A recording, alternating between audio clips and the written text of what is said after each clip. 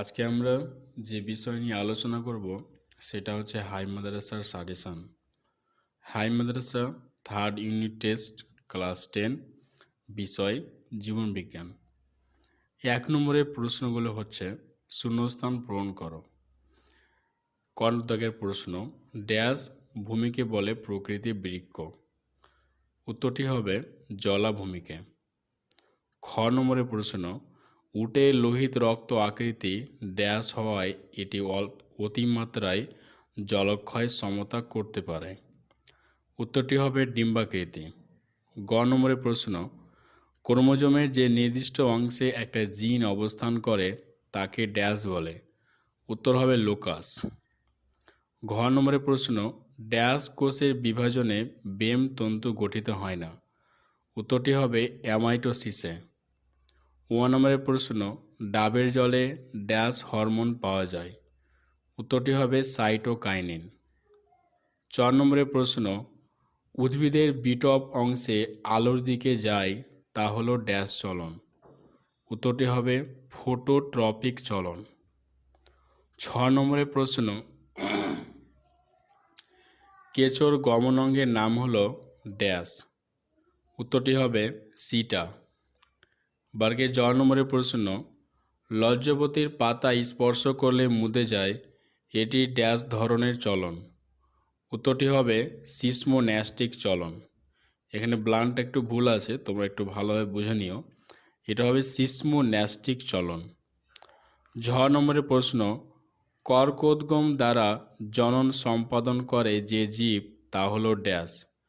উত্তরটি হবে হাইড্রা। 1 নম্বরের প্রশ্ন, যে ধরনের ক্রোমোজোম সেন্ট্রোজোম সেন্ট্রোমিয়ার সিএস প্রান্তে অবস্থান করে তা হলো ড্যাশ। উত্তরটি হবে টেলোসেন্ট্রিক। 2 নম্বরের প্রশ্ন, যে ধরনের বর্ণান্ধতা সবুজ রং সম্পৃক্ত করতে পারে না তা হলো ড্যাশ। উত্তরটি হবে ডিউটেরোনোপিয়া। 6 নম্বরের প্রশ্ন, শঙ্কর লম্বা মটর গাছের মধ্যে সংক্রমণ হলে F1 জনুতে ড্যাশ লম্বা গাছ পাওয়া যাবে।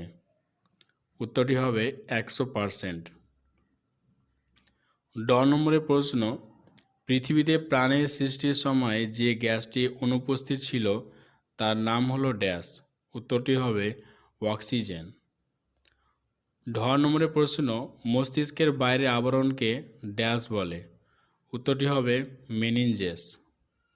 2 নম্বরের প্রশ্ন, সত্য মিথ্যা নির্বাচন করো।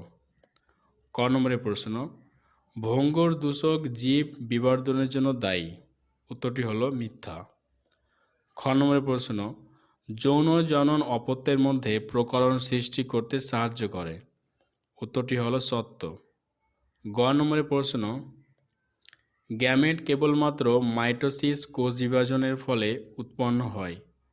উত্তরটি হলো মিথ্যা। ঘ নম্বরের প্রশ্ন, থাইরক্সিন হরমোনের অভাবে মানুষের গলগণ্ড রোগ হয়। উত্তরটি হলো সত্য। 1 নম্বরের প্রশ্ন, পর্ণকাণ্ড ক্যাকটাস গাছে দেখা যায়। উত্তরটি হলো সত্য। বাম স্তম্ভের সঙ্গে ডান স্তম্ভ মিলাও। এখানে মনে রাখো যে শুধুমাত্র উত্তরগুলো দেওয়া আছে, প্রশ্নগুলো কিন্তু দেওয়া নেই এখানে, তো তোমরা একটু ভালো করে দেখে নিও। মরুভূমির জাহাজ হলো উট। খ নম্বরের প্রশ্ন, পুনরাবৃত্তির তত্ত্বের প্রবক্তা হলেন হেকেল।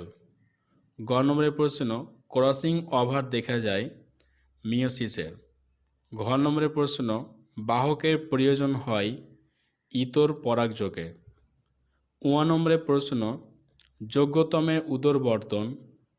উত্তরটি হলো ডারউইন। 4 নম্বরের প্রশ্ন, ব্ল্যাকফুট ডিজিজের কারণ। উত্তরটি হলো আর্সেনিক। 4 দাগের প্রশ্ন, এক কথায় উত্তর দাও। ক নম্বরের প্রশ্ন, CSF কোথায় দেখা যায়। উত্তরটি হলো মস্তিষ্কে।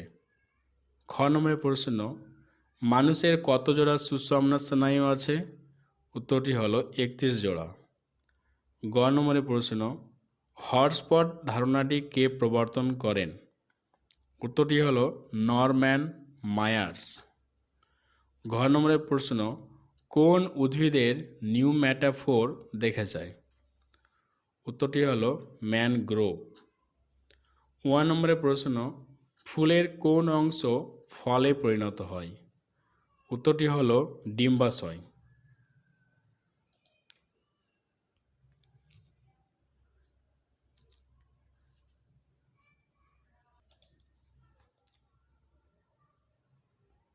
5 নম্বরের প্রশ্ন, দু একটি বাক্যে উত্তর দাও। ক নম্বরের প্রশ্ন, ইনসুলিন হরমোনের দুটি কাজ উল্লেখ করো। উত্তরটি হলো 1, যকৃতে কিটোনবাড়ি উৎপাদনে বাধা সৃষ্টি করে। 2 নম্বর, কোষ পর্দার ভেদ্যতা বৃদ্ধি করে, কোষে গ্লুকোজ প্রবেশ বৃদ্ধি করে। খ নম্বরের প্রশ্ন, বাঘ ও রেড পান্ডার বৈজ্ঞানিক নাম লেখো। উত্তরটি হলো বাঘের বৈজ্ঞানিক নাম প্যান্থেরা টাইগ্রিস ও রেড পান্ডার বৈজ্ঞানিক নাম আইলুরাস ফুলজেন্স। গ নম্বরের প্রশ্ন, মেন্ডেলের সাফল্যের দুটি কারণ উল্লেখ করো। উত্তরটি হলো 1, মেন্ডেল শঙ্করায়নের পরীক্ষাকালে কেবল 1 জোড়া কিংবা 2 জোড়া বিপরীতধর্মী চারিত্রিক বৈশিষ্ট্য নিয়ে অগ্রসর হয়েছিলেন বলে পরীক্ষাগুলো সহজে সম্পন্ন হয়েছিল। 2, মেন্ডেল প্রতিটি পরীক্ষালব্ধ ফলাফল অন্ততপক্ষে 3টি বংশানুক্রম পর্যন্ত পর্যালোচনা করে লিপিবদ্ধ করেছিলেন, ফলে সব ক্ষেত্রে অনুপাতের ভিত্তিতে সূত্র নির্ধারক সহজ হয়েছিল। ঘ নম্বরের প্রশ্ন, মিশ্র গ্রন্থি কাকে বলে?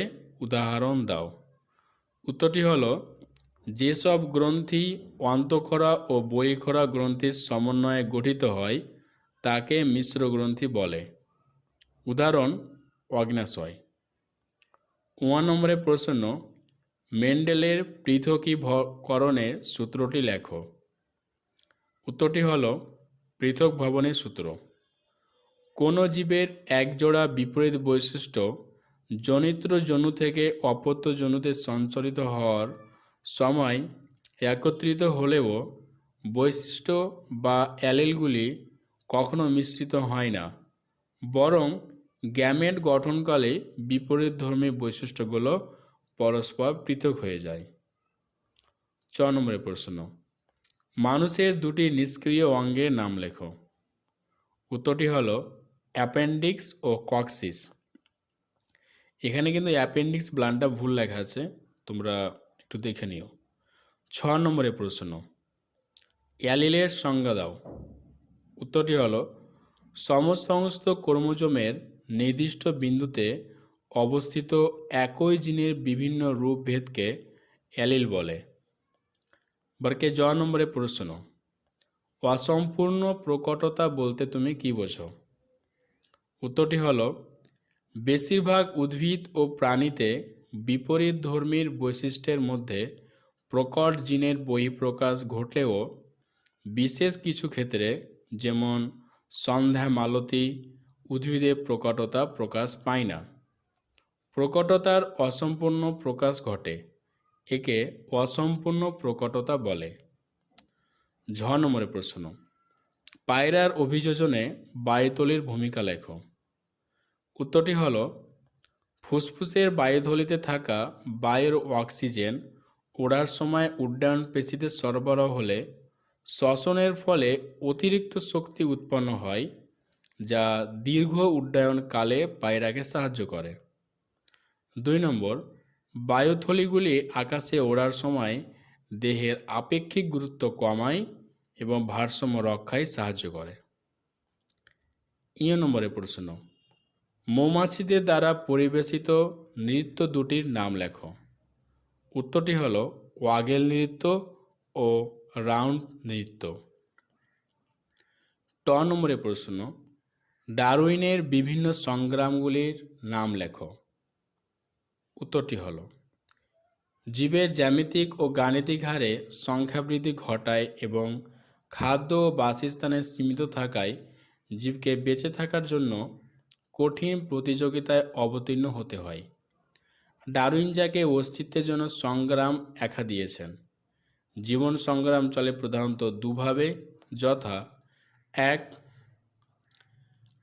আন্তঃপ্রজাতির সংগ্রাম অর্থাৎ নিজ প্রজাতিভুক্ত জীবদের মধ্যে সংগ্রাম, এবং আন্তঃপ্রজাতিক সংগ্রাম অর্থাৎ বিভিন্ন প্রজাতিভুক্ত জীবদের মধ্যে সংগ্রাম। এছাড়া জীবদের খরা, বন্যা প্রভৃতি পরিবেশের সঙ্গে সংগ্রাম করতে হয়। একে প্রতিকূল পরিবেশের সঙ্গে সংগ্রাম বলে। 6 নম্বরের প্রশ্ন, জেনেটিক কাউন্সিল কাকে বলে?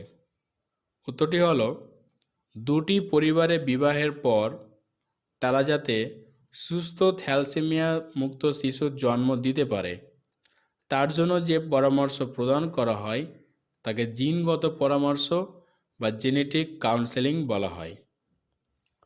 6 নম্বরের প্রশ্ন, কয়েকটি বাক্যে উত্তর দাও।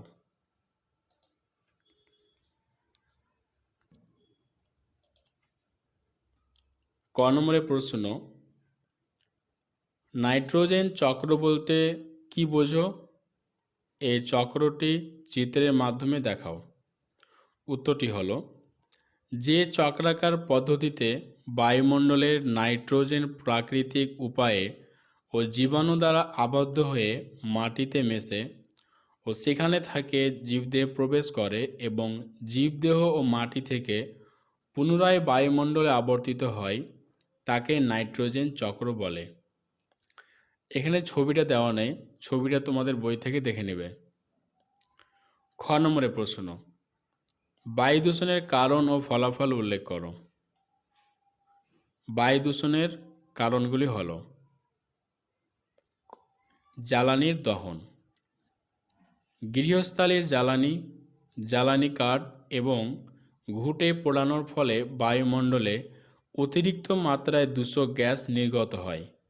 এগুলো হলো CO, carbon, cobalt, carbon dioxide, particulate বস্তু ও ঝুল।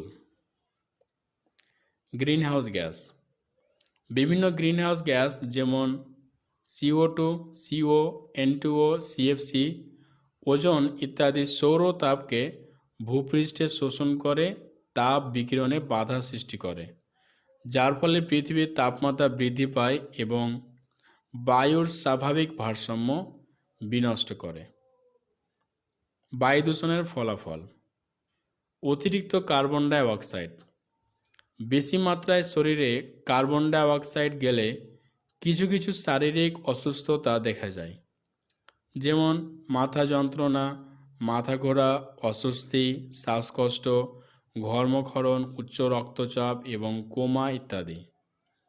Nitrogen die oxide, nitrogen die অক্সাইডের জন্য কিছু শারীরিক অসুস্থতা দেখা যায়, যেমন কাশি, বুকে যন্ত্রণা, শ্বাসকষ্ট, ফুসফুসে প্রদাহ এবং শ্বসনতন্ত্রজনিত অন্যান্য সমস্যা। ধোঁয়া, ধোঁয়ার জন্য চোখ, নাক ও গলা জ্বালা করে, ফুসফুসে প্রদাহ সৃষ্টি হয়। দীর্ঘক্ষণ ধোঁয়াতে থাকলে হাঁপানি, কাশি ও ব্রঙ্কাইটিস রোগ দেখা দেয়। এমনকি ফুসফুসের ক্যান্সারও ঘটতে পারে। গ নম্বরের প্রশ্ন, জল দূষণের কারণ ও ফলাফল লেখো। উত্তরটি হলো, জল দূষণের কারণ কৃষিকাজে ব্যবহৃত বস্তুর নিক্ষেপ। কৃষিক্ষেত্রে ব্যবহৃত রাসায়নিক সার ও কীটনাশক বৃষ্টির জলে ধৌত হয়ে জলাশয়ে গিয়ে পড়ে এবং জলাশয়ের জলকে দূষিত করে। তেল উপচে পড়া, দুর্ঘটনার কারণে ট্যাঙ্কার থেকে তেল উপচে নদী বা সমুদ্রের জলে পড়ে এবং সেই জলকে দূষিত করে। তেল বহনকারী জাহাজে ড্রিলিং করার সময় অসাবধানতাবশত কোনো ফুটো তৈরি হলে তা দিয়ে তেল জলে পড়ে এবং সেখানকার জলকে দূষিত করে তোলে। জল দূষণের ফলাফল, ইউটিফিকেশন, জলে ফসফেট সার মিশালে প্রচুর পরিমাণে আগাছা ও শৈবালে বৃদ্ধি হয়। এগুলি বেঁচে থাকার জন্য জলাশয় থেকে অক্সিজেন সংগ্রহ করে, ফলে জলাশয়ে অক্সিজেনের অভাব দেখা যায়। এই ঘটনাকে ইউট্রিফিকেশন বলে। জলাশয়ে শৈবালগুলি মারা যাওয়ার পর তাদের দেহকে বিয়োজিত করার জন্য জলে ব্যাকটেরিয়া জলে অক্সিজেনকে ব্যবহার করে। ফলে জলে দ্রবীভূত অক্সিজেনের পরিমাণ এতই কমে যায় যে তাতে প্রাণ থাকার সম্ভাবনা ক্রমশ কমে যায়। জলজ জীবের উপর প্রভাব।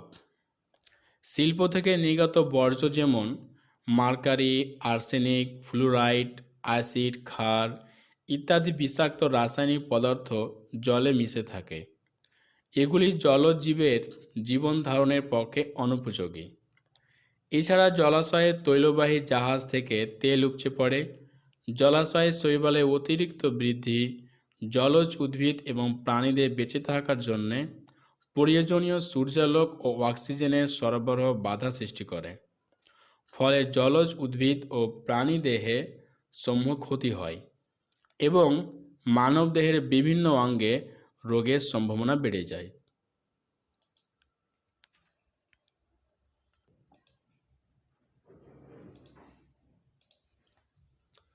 ঘ নম্বরের প্রশ্ন, শব্দ দূষণের কারণ ও ফলাফল লেখো। শব্দ দূষণের কারণ: 1 নম্বর, যন্ত্র তৈরির কারখানা, ছাপাখানা। 2 নম্বর, কৃষিক্ষেত্রে ব্যবহৃত যন্ত্রাদি যেমন ট্র্যাক্টর, হারভেস্টার, টিউবওয়েল।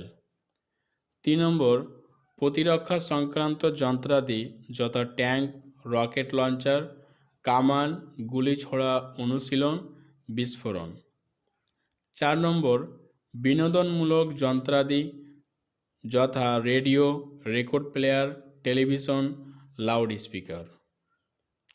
শব্দ দূষণের ফলাফল: হৃৎপিণ্ড। উচ্চ মাত্রার শব্দের কারণে উচ্চ রক্তচাপ ও হৃদরোগ দেখা দেয়। যেসব মানুষের উচ্চ রক্তচাপ ও হৃদরোগের সমস্যা আছে তারা হঠাৎ বিভিন্ন শব্দবাজি, মাইকের তীব্র শব্দ ইত্যাদির সংস্পর্শে হলে বিপদের সম্ভাবনা সৃষ্টি হয়, এমনকি মৃত্যু পর্যন্ত ঘটতে পারে। এছাড়া অতিরিক্ত শব্দে মায়োকার্ডিয়াল ইনফার্কশন হয়, সিস্টোলিক রক্তচাপও বৃদ্ধি পায়। শ্বাসকার্য: উচ্চ প্রবাল্যের শব্দে মানুষের স্বাভাবিক শ্বাস প্রশ্বাসের হার পরিবর্তিত হয়। কোনো কোনো সময় শ্বাস প্রশ্বাসের প্রক্রিয়াটি দ্রুততর হয়। মস্তিষ্ক: উচ্চমাত্রার শব্দে মানুষের স্মৃতিশক্তি নষ্ট হয়, মনোসংযোগ ব্যাহত হয়, মস্তিষ্কের কার্যাবলী প্রভাবিত হয়। 1 নম্বরের প্রশ্ন, জীব বৈচিত্র্যের হ্রাসের প্রধান 3টি কারণ লেখো। জীব বৈচিত্র্য সংরক্ষণে ইনসিটু সংরক্ষণ ও এক্সিটু সংরক্ষণ বলতে কী বোঝো? উত্তরটি হল জীব বৈচিত্র্য হ্রাসের প্রধান 3টি কারণ। 1 নম্বর, দূষণ। বায়ু ও জল দূষণ আজ বহু জীব বৈচিত্র্যকে অবলুপ্তির পথে ঠেলে দিয়েছে। 2 নম্বর, অতি ব্যবহার। প্রাকৃতিক সম্পদের যথেচ্ছ ব্যবহার যেমন বৃক্ষছেদন, পশু পাখি নিধন, মৃত্তিকা কর্ষণ, অতিরিক্ত জল সম্পদের ব্যবহার ইত্যাদির কারণে জীব বৈচিত্র্য হ্রাস পাচ্ছে। 3 নম্বর, প্রাকৃতিক দুর্যোগ। বিভিন্ন প্রাকৃতিক দুর্যোগ যেমন খরা, বন্যা, তুষারপাত, ভূমিকম্প, সুনামি, সাইক্লোন, দাবানল ইত্যাদি কারণে জীব বৈচিত্র্যের বিলুপ্তি ঘটছে। প্রাকৃতিক বাসস্থানে অর্থাৎ নিজস্ব পরিবেশে জীববৈচিত্র্য সংরক্ষণকে ইন সিটু সংরক্ষণ বলে। জাতীয় উদ্যান, অভয়ারণ্য, সংরক্ষিত বন, বায়োস্ফিয়ার রিজার্ভ এর মাধ্যমে ইন সিটু সংরক্ষণ করা হয়। উদ্ভিদ ও প্রাণীর নিজস্ব প্রাকৃতিক আবাসস্থলের বাইরে তাদের সংরক্ষণ করার পদ্ধতিকে এক্স সিটু সংরক্ষণ বলে, যেমন চিড়িয়াখানা, বোটানিক্যাল গার্ডেন, ক্রায়ো সংরক্ষণ। 4 নম্বরের প্রশ্ন, একটা বিপন্ন প্রজাতির নাম লেখো। রেড পান্ডা হ্রাসের কারণ লেখো। উত্তরটি হলো একটা বিপন্ন প্রজাতির নাম রেড পান্ডা। রেড পান্ডা হ্রাসের কারণ।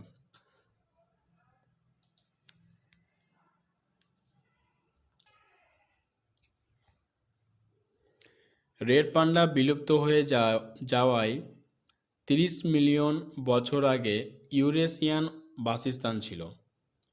বর্তমানে পূর্ব হিমালয় অঞ্চলে, বিশেষ করে নেপাল, ভুটান, দক্ষিণ পশ্চিম চায়নায় এদের কম সংখ্যায় হলেও দেখা যায়। এরা 2200 থেকে 4800 ফুটিয়ে দেন বাগানের জঙ্গলে বাস করে। এরা প্রধান বসতি গাছকে খাল হিসাবে গ্রহণ করে। বর্তমানে পরিবেশ নষ্ট হওয়ার ফলে বাঁশ জাতীয় গাছের সংখ্যা কমার জন্য এদের রোমযুক্ত চামড়া থেকে সুন্দর শৌখিন টুপি, ব্যাগ, পোশাক ইত্যাদি তৈরির জন্য নির্বিচারে হত্যা করা হচ্ছে। গ্রেট পাঁচতার সংখ্যা আশাজনকভাবে কমতে বসেছে। এটা রেড পান্ডা হবে। রেড পান্ডার সংখ্যা আশাজনকভাবে কমতে বসেছে। ভারতে প্রাণীটির সংখ্যা দাঁড়িয়েছে 2500। তাই এশিয়াতে যাতে চিরতর বিলুপ্ত হয়ে না যায় তার জন্য রেড পান্ডাকে সংরক্ষণের জন্য সিকিম, অরুণাচল এবং সিঙ্গালীলা অঞ্চলে রেড পান্ডা প্রজেক্ট চালু করা হয়েছে। একেই ভারত সরকারের WWR এর তত্ত্বাবধানে রাখা হয়েছে। 6 নম্বরের প্রশ্ন, উদ্ভিদ হরমোন কয় প্রকার ও কী কী? অক্সিন হরমোনের ভূমিকা লেখো। উত্তরটি হলো, উদ্ভিদ হরমোনকে প্রধানত 3টি ভাগে ভাগ করা হয়েছে, যথা 1 অক্সিন, 2 জিব্বারেলিন, 3 সাইটোকাইনিন। অক্সিন হরমোনের ভূমিকা। 1 নম্বর, অগ্রস্ত প্রকটতা। অক্সিন অগ্রস্ত প্রকটতা ঘটায় এবং পার্শ্বীয় মুকুলের বৃদ্ধি ব্যাহত করে। অগ্রমুকুলের উপস্থিতিতে কাক্ষিক মুকুলের বৃদ্ধি বাধাপ্রাপ্ত হয়, কিন্তু অগ্রমুকুল কেটে বাদ দিলে কাক্ষিক মুকুলের বৃদ্ধি ঘটে এবং শাখা প্রশাখার বৃদ্ধি হয়। এ শারীরবৃত্তীয় ঘটনাকে অগ্রস্ত প্রকটতা বলে। 2 নম্বর, কোষ বিভাজন ও কোষের আকার বৃদ্ধি। অক্সিনের প্রভাবে উদ্ভিদ কোষ বিভাজিত হয় এবং কোষ আয়তনে বৃদ্ধি পায়। অক্সিন কোষ প্রাচীরকে নমনীয় করে এবং কোষ প্রাচীরে নতুন উপাদান সম্পৃক্ত করে কোষের সামগ্রিক বৃদ্ধি ঘটায়।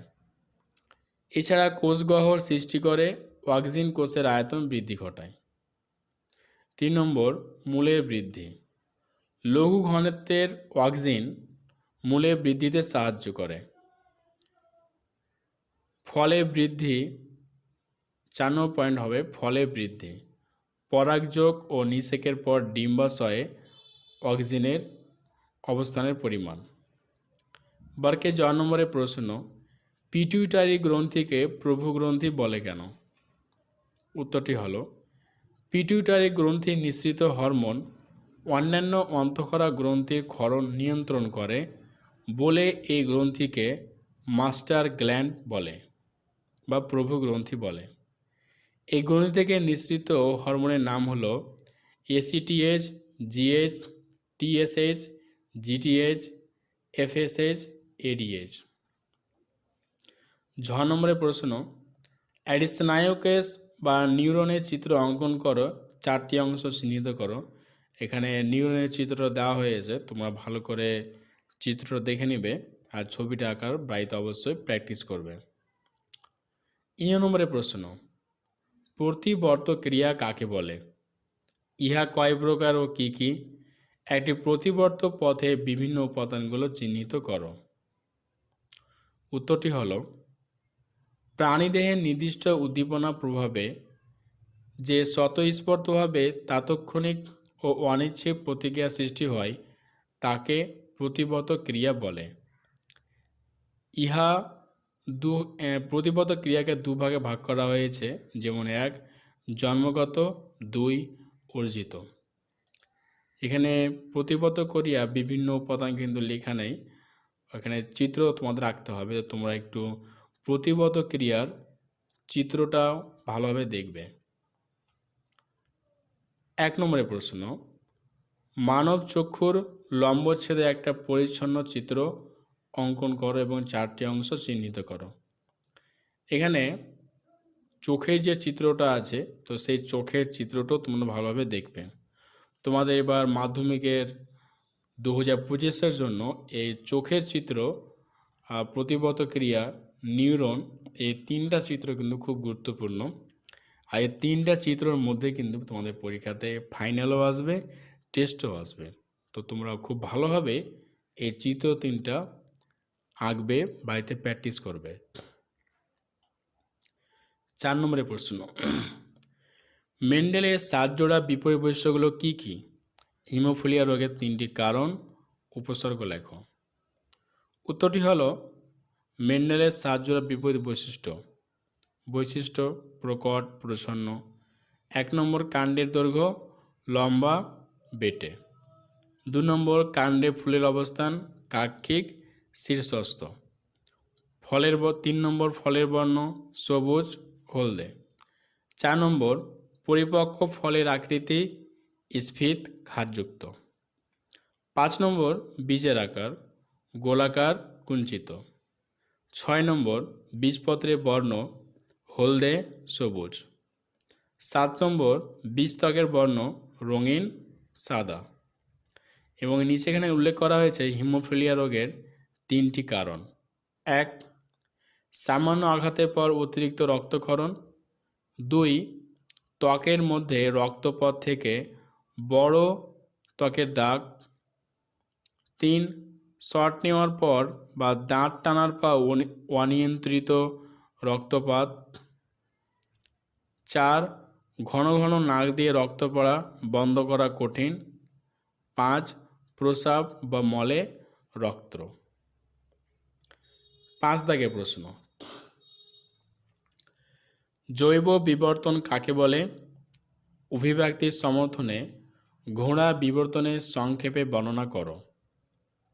উত্তরটি হলো, যে গতি মন্থর কিন্তু অবিরাম গতিশীল পরিবর্তনের ফলে উদ্বংশীয় সরল জীব থেকে নতুন প্রকার জটিলতর জীবের উদ্ভব ঘটে, তাকে জৈব বিবর্তন বা জৈব অভিব্যক্তি বলে। ঘোড়ার বিবর্তন, আধুনিক যুগের ঘোড়া ইকোয়াস ইউসিন যুগের ইওহিপ্পাস নামক শিয়ালের মতো জীব থেকে সৃষ্টি হয়েছে। ঘোড়া বিবর্তনের মুখ্য বৈশিষ্ট্যগুলি হল, ইওহিপ্পাস ইউসিন যুগে সৃষ্টি হয়, উচ্চতা 40 সেন্টিমিটার, এদের অগ্রপদে 4টি ও পশ্চাৎপদে 3টি আঙুল ছিল। পোষক দাঁত খাঁজবিহীন। ইওহিপ্পাস থেকে মেসোহিপ্পাসের আবির্ভাব হয়। মেসোহিপ্পাস অলিগোসিন যুগে আবির্ভাব ঘটে, উচ্চতা 60 সেন্টিমিটার, দেখতে ভেড়ার মতো, অগ্র ও পশ্চাৎপদে 3টি আঙুল এবং মাঝের আঙুল মজবুত এবং লম্বা, তৃণভূমিতে বাস করত। মেসোহিপ্পাস থেকে মেরিচিপ্পাসের উৎপত্তি হয়। মেরিচিপ্পাস মায়োসিন যুগে আবির্ভাব ঘটে, অগ্র পশ্চাৎপদে আঙুলের সংখ্যা 3টি, কিন্তু শুধু মাঝেরটি মাটি স্পর্শ করত। উচ্চতা 100 সেন্টিমিটার, পেশক ও পুরুপেশক ক্রাউনযুক্ত, এদের থেকে প্লিওহিপ্পাসে উৎপত্তি হয়। প্লিওহিপ্পাস প্লায়োসিন যুগে আবির্ভাব ঘটে, উচ্চতা 108 সেন্টিমিটার, মাঝের আঙুল লম্বা, মজবুত এবং খুরযুক্ত, দেখতে অনেকটা আধুনিক ঘোড়ার মতো। প্লিওহিপ্পাস থেকে বর্তমান ঘোড়ার আবির্ভাব হয়। ইকোয়াস আধুনিক ঘোড়া। প্লিস্টোসিন যুগে আবির্ভাব হয়, উচ্চতা 1.6 থেকে 16 মিটার, মাঝের আঙুল মজবুত ও খুরযুক্ত, পেশক ও পুরুপেশক ক্রাউনযুক্ত। 6 নম্বরের প্রশ্ন, সুন্দরী গাছে লবণ সহনের 2টি ও শিম্পাঞ্জির 3টি আচরণগত অভিযোজন বৈশিষ্ট্য উল্লেখ করো। উত্তরটি হলো সুন্দরী গাছের অভিযোজন নিম্নরূপ। 1 নম্বর, লবণাক্ত মৃত্তিকায় অক্সিজেনের পরিমাণ কম থাকায় মূল মাটির খুব গভীরে প্রবেশ করতে পারে না। সুন্দরী গাছের মূলগুলি অক্সিজেন গ্রহণের জন্য অভিকর্ষে বিপরীতে মাটিতে উপরে উঠে আসে। 2 নম্বর, সুন্দরী গাছের কাণ্ডে ত্বক পুরু উন্নত সংবহন কলাযুক্ত এবং মোম জাতীয় পদার্থের আবরণ থাকায় লবণ জলে কোনো অসুবিধা হয় না। শিম্পাঞ্জিদের বিভিন্ন আচরণগত অভিযোজন।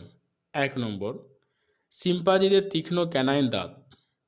শিম্পাঞ্জিদের ক্যানাইন দাঁত বের করে অন্যদের ভীতি প্রদর্শন করে। 2 নম্বর, শিম্পাঞ্জিদের বাসা তৈরি। শিম্পাঞ্জিরা বাসা তৈরির মাধ্যমে শিকারীদের হাত থেকে রক্ষা পায়, সুরক্ষিতও থাকে, বিশ্রামও নেই। শিম্পাঞ্জিরা গাছে প্রায় 18 থেকে 20 ফুট উঁচুতে নিজের বাসা তৈরি করে এবং তারা প্রতিদিনই বাসা পরিবর্তন করে। 3. খাদ্য সন্ধানের কৌশল। শিম্পাঞ্জিরা গাছের ডাল ভেঙে নিয়ে সে ডাল থেকে পাতাগুলো ছিঁড়ে ফেলে, তারপর সে ডালটিকে উইয়ের ডিবিতে ঢুকিয়ে দেয়, ফলে উই পোকা বের হয়ে আসে আর তারা ধরে ধরে খায়। পশ্চিম আফ্রিকার কিছু শিম্পাঞ্জি কাঠের টুকরো ও পাথরকে হাতুড়ি ও নেহাইয়ের মতো ব্যবহার করে বাদামের খোলা ভাঙে। 4. ভেষজ ওষুধের ব্যবহার। শিম্পাঞ্জিরা পরজীবী প্রাণী দ্বারা বা অন্যান্য রোগে আক্রান্ত হলে ঔষধি গাছের পাতা খায়। শিম্পাঞ্জিরা ভেষজ গাছকে ওষুধ হিসাবে ব্যবহার করে। 7 নম্বরের প্রশ্ন, জীব বৈচিত্র্যের 3টি গুরুত্ব লেখো, 2টি আগন্তুক প্রজাতির উদাহরণ দাও। উত্তরটি হলো জীব বৈচিত্র্যের গুরুত্বগুলি হলো বাস্তুতান্ত্রিক গুরুত্ব। বাস্তুতান্ত্রিক ভারসাম্য রক্ষায় জীববৈচিত্র্যের গুরুত্ব অপরিসীম। বাস্তুতন্ত্রে বসবাসকারী জীব একে অপরের উপর প্রত্যক্ষ বা পরোক্ষভাবে নির্ভরশীল। এদের মধ্যে কোনো একটি জীব বিপদগ্রস্ত হলে সমগ্র বাস্তুতান্ত্রিক ভারসাম্য বিঘ্নিত হয়। জলবায়ু নিয়ন্ত্রণ। জীববৈচিত্র্যের প্রাচুর্যতা জলবায়ু নিয়ন্ত্রণে সাহায্য করে। যেমন বলা যেতে পারে যে অধিক বৈচিত্র্যপূর্ণ অঞ্চল বাতাসের কার্বন ডাই অক্সাইড শোষণ করে, ফলে পৃথিবী বিশ্ব উষ্ণায়নের হাত থেকে রক্ষা পায় এবং স্বাভাবিক জলচক্রকে বজায় রাখে। সুরক্ষিত পরিবেশ। বায়ুমণ্ডলে বিভিন্ন দূষক পদার্থগুলিকে শোষণ করে পরিবেশকে পরিষ্কৃত রাখে, ফলে পরিবেশের স্বাভাবিক ভারসাম্য বজায় থাকে। 2টি আগন্তুক প্রজাতির নাম হলো কচুরিপানা ও ইউক্যালিপটাস। 8 নম্বরের প্রশ্ন, কার্সিনোজেন কাকে বলে, এর 2টি উদাহরণ দাও। বায়ু দূষণের 2টি কারণ উল্লেখ করো। উত্তরটি হলো অনিয়ন্ত্রিত কোষ বিভাজনের ফলে সৃষ্ট একটি মারাত্মক প্রাণঘাতী রোগ হলো ক্যান্সার। ক্যান্সারের সৃষ্টিকারী পদার্থকে বলা হয় কার্সিনোজেন। উদাহরণ ইউভি রশ্মি, এক্স রশ্মি ইত্যাদি হলো ভৌত কার্সিনোজেন এবং কীটনাশক, নিকোটিন, আগাছানাশক হলো প্রাকৃতিক কার্সিনোজেন। বায়ু দূষণের কারণগুলি হলো জ্বালানির দহন। গৃহস্থালী জ্বালানি কাঠ এবং ঘুঁটে পোড়ানোর ফলে বায়ুমণ্ডলে অতিরিক্ত মাত্রায় দূষক গ্যাস নির্গত হয়। এগুলি হলো cobalt, carbon die oxide, particulate বস্তু ও ঝুল। Greenhouse gas. বিভিন্ন গ্রিনহাউস গ্যাস যেমন carbon die oxide, cobalt, nitrogen die oxide, chlorofluorocarbon, ozone ইত্যাদি সৌরতাপকে ভূপৃষ্ঠে শোষণ করে তাপ বিকিরণে বাধা সৃষ্টি করে, যার ফলে পৃথিবীর তাপমাত্রা বৃদ্ধি পায় এবং বায়ুর স্বাভাবিক ভারসাম্য বিনষ্ট করে। 9 নম্বরের প্রশ্ন, প্রতিবর্ত কাকে বলে, বিভিন্ন প্রকার প্রতিবত ক্রিয়ার উদাহরণ সহ ব্যাখ্যা করো। উত্তরটি হলো, রুশ বিজ্ঞানী প্যাভলভ প্রতিবত ক্রিয়াকে প্রধানত দুভাগে ভাগ করেছেন, যথা এক, সহজাত বা অভ্যাস নিরপেক্ষ বা অনপেক্ষ প্রতিবত ক্রিয়া। যে প্রতিবত ক্রিয়া সহজাত অর্থাৎ জন্মের সময় থেকেই বংশগত সূত্রে পূর্বপুরুষ থেকে প্রাপ্ত হয় এবং অভ্যাস বা অনভ্যাসের ফলে পরিবর্তিত হয় না, তাকে সহজাত বা অভ্যাস নিরপেক্ষ বা অনপেক্ষ প্রতিবত ক্রিয়া বলে। উদাহরণ, খাদ্য গ্রহণের লালারসে ক্ষরণ, জন্মের পর শিশুর মাতৃদুগ্ধ পান। অভ্যাস নির্ভর বা সাপেক্ষ প্রতিবত ক্রিয়া। যে প্রতিবত ক্রিয়া সহজাত নয়, জন্মের পর ক্রমাগত অভ্যাসের ফলে অর্জিত হয় এবং দীর্ঘদিন অনভ্যাসের ফলে পরিবর্তিত হয়, তাকে অভ্যাস নির্ভর বা সাপেক্ষ প্রতিবত ক্রিয়া বলে। উদাহরণ, দিনের কোনো নির্দিষ্ট সময়ে মলত্যাগ করা, প্যাভলভের পরীক্ষার ঘণ্টাধ্বনির কারণে কুকুরের লালারসে ক্ষরণ ইত্যাদি। 10 নম্বরের প্রশ্ন, নিষেক কাকে বলে? সপুষ্পক উদ্ভিদের দ্বিনিষেক পদ্ধতিগুলো সংক্ষেপে লেখো। উত্তরটি হলো, নিষেক যে পদ্ধতিতে পুংগ্যামেট এবং স্ত্রী গ্যামেট স্থায়ীভাবে মিলিত হয়ে ডিপ্লয়েড কোষ জাইগোট গঠন করে নতুন জীব সৃষ্টি করে তাকে নিষেক বলে। সপুষ্পক উদ্ভিদের নিষেক পদ্ধতি। পরাগযোগ। ফুলের পুংকেশর পরাগধানী থেকে পরাগরেণু উৎপন্ন হয় এবং বাহক ছাড়া একই ফুলের বা অন্য ফুলের স্ত্রী স্তবকের গর্ভমুণ্ডে স্থানান্তরিত হয়। পরাগরেণুর অঙ্কুরোদ্গম এবং পুংগ্যামের সৃষ্টি। গর্ভমুণ্ড থেকে রস শোষণ করে পরাগরেণু স্ফীত হয় এবং অন্তঃস্থ ত্বক থেকে একটি নল সৃষ্টি করে, একে পরাগরেণুর অঙ্কুরোদ্গম বলে। পরাগনালীর মধ্যে নিউক্লিয়াস বিভাজিত হয়ে একটি নালিকা নিউক্লিয়াস এবং একটি জনন নিউক্লিয়াস গঠন করে। জনন নিউক্লিয়াসটি বিভাজিত হয়ে দুটি পুংগ্যামেট গঠন করে। স্ত্রী গ্যামেট সৃষ্টি। ফুলের ডিম্বাশয়ে এক বা একাধিক ডিম্বক থাকে। ডিম্বকের রেণু মাতৃকোষ থেকে 4টি স্ত্রী রেণু বা মেগম্পর গঠিত হয়। 3টি স্ত্রী রেণু নষ্ট হয় এবং একটি সক্রিয় স্ত্রী রেণু ভ্রূণস্থলী গঠন করে এবং পরপর 4 বার বিভাজিত হয়ে 8টি নিউক্লিয়াস গঠন করে। এর মধ্যে একটি ডিম্বাণু বা স্ত্রী গ্যামেট থাকে। নিষেক। পরাগনালীর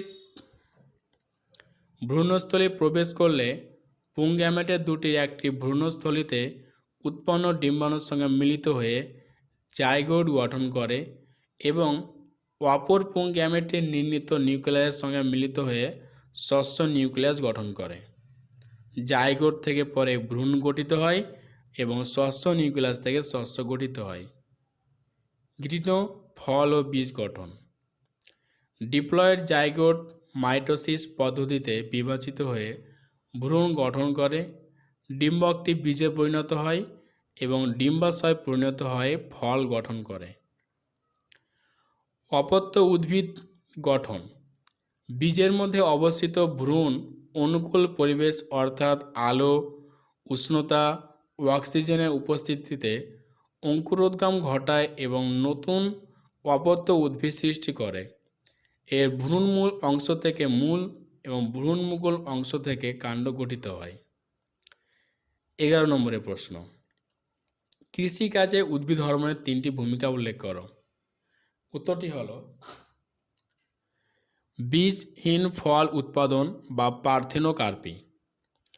পরাগযোগ ও নিষেক ছাড়াই আকারে বড়, প্রয়োজনের সমস্ত ঋতুতে এবং বীজহীন ফল উৎপাদনে indole acetic acid, indole butyric acid ও ন্যাপথলিক অ্যাসিটিক অ্যাসিড প্রভৃতি কৃত্রিম অক্সিজেন প্রয়োগ করে আপেল, নাশপাতি, পেয়ারা, পেঁপে, আঙুর, তরমুজ, কুমড়ো প্রভৃতির ফলন বহুগুণ বৃদ্ধি করা যায়।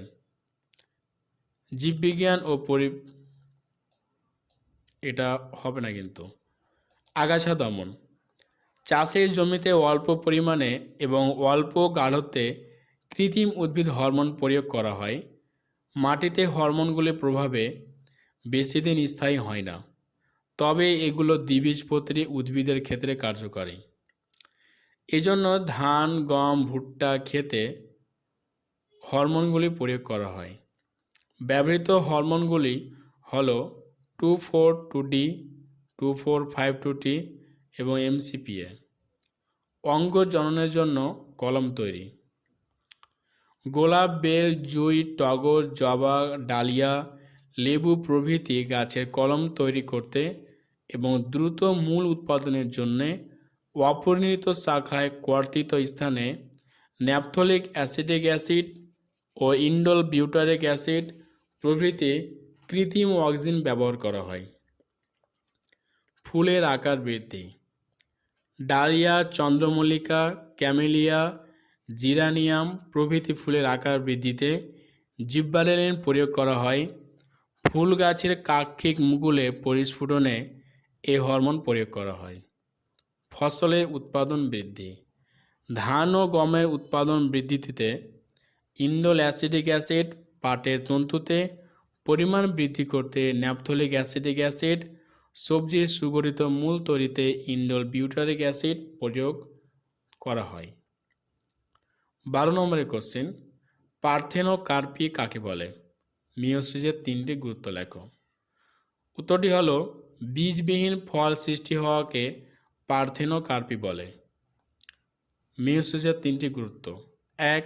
জিনের পুনর্বিন্যাস, মিওসিস কোষ বিভাজনে ক্রসিং ওভার সম্পন্ন হয়, ক্রোমোজোমের দেহাংশে বিনিময় ঘটে, ফলে জিনের পুনর্বিন্যাস হয়।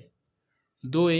জিনগত ভেদ সৃষ্টি, ক্রসিং ওভারের ফলে জিনের পুনর্বিন্যাস সম্পন্ন হয়, প্রজাতির মধ্যে জিনগত ভেদ দেখা যায়। 3. যৌনক্রম নিয়ন্ত্রণ, মিওসিস কোষ বিভাজনে সম্পন্ন হওয়ায় জীবদেহ হ্যাপ্লয়েড ও ডিপ্লয়েড দশায় আবর্তন ঘটে, তাই এটি যৌনক্রম নিয়ন্ত্রণে সাহায্য করে। এখানে দেখবে তোমাদের কিন্তু স্পেলিংগুলো কিছু কিছু ভুল দেওয়া আছে, তোমরা একটু নিজে থেকে দেখে নিও যে কোনটা স্পেলিং ভুল আছে। বেশি ভুল নয়, হয়তো 3-4টা মতন হবে, তো তোমরা একটু মিলিয়ে নিও কোথায় আছে। তোমরা এটি ভালো করে পড়ে যাও, অবশ্যই তোমরা একটা ভালো রেজাল্ট করতে পারবে। ভালো করে মনোযোগ দিয়ে পড়াশোনা করো। ধন্যবাদ।